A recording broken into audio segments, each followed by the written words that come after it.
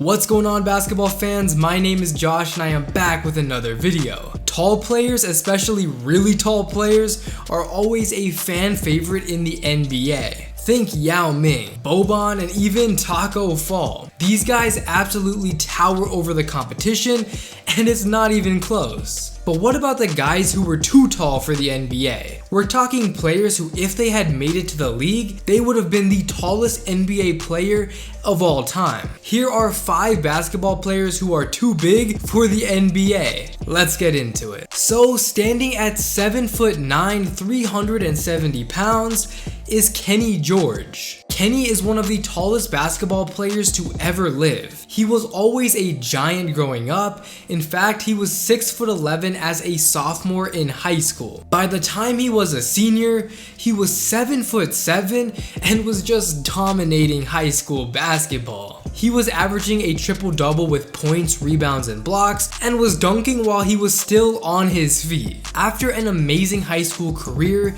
he would commit to UNC Asheville. Now, Kenny was a super raw prospect. He wasn't the most skilled player on his team, but at that size, it was definitely worth a gamble. Picking up a player who's 7'9" and can play basketball, that's a pretty rare opportunity. George went to Asheville and had a pretty solid college career in just 2 years there. He averaged 12 points a game and 3 blocks a night as a sophomore. But unfortunately, right before his junior season, he suffered from a pretty bad injury and had to amputate a piece of his right foot. As you could probably guess, that injury would end his basketball career. But taking a look at Kenny's improvements from his freshman year to sophomore year, there's no question he was improving at a very fast rate and was making a legitimate case for the NBA. I mean, look at Tacko Fall, for example. Drafted in the 2nd round, he's slowly becoming an actual piece for the Boston Celtics, and Kenny was going down that same path. But like many of these tall players, injuries just got the best of him. Now, there's no question Kenny had a ton of talent, especially at his size. The way he was able to move and protect the rim is something that a lot of people at 7'9" aren't able to do. He for sure would have had a pro career, whether it was the NBA or at the very least somewhere overseas. Now, the next player on the list is Neil Fingleton. Now, I'm guessing you guys have never heard this name before.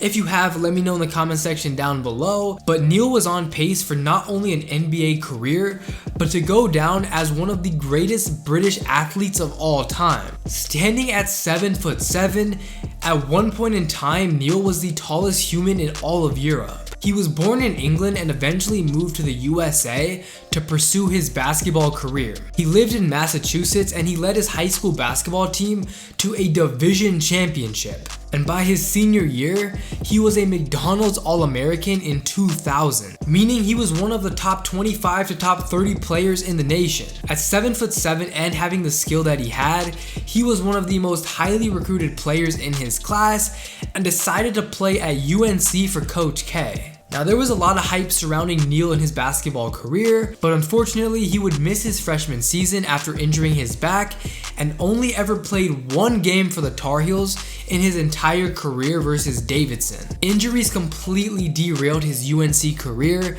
and he would later transfer back to England where he played in the Patriot Basketball League. But there, things just didn't work out for him, and he only averaged 2 points and 2 rebounds a game for a whole season. His back injury just got the best of him and he was never able to recover. But on the bright side, after his basketball career, he started acting and even appeared in an episode of Game of Thrones as a giant named Mag the Mighty. Next on my list is Paul Sturgis, aka Tiny. Now, standing at 7'8", Paul is one of the tallest living people in the world. He didn't start playing basketball until later in his life, and as a result wasn't highly recruited coming out of high school. Not many D1 schools showed interest in Paul, and he ended up jumping from D2 to JUCO. But after his time in college, Sturgis still didn't have much interest from NBA teams and ended up joining the Harlem Globetrotters. There he became an absolute fan favorite and even dunked while his feet were still on the ground. By the time he was 26 years old, Paul decided to leave the Globetrotters to make a run for the NBA. He signed with the then D-League team Texas Legends and appeared in 13 games. He really struggled on the semi-pro level as he was super stiff and not flexible at all. The main reason for that was because with the Harlem Globetrotters,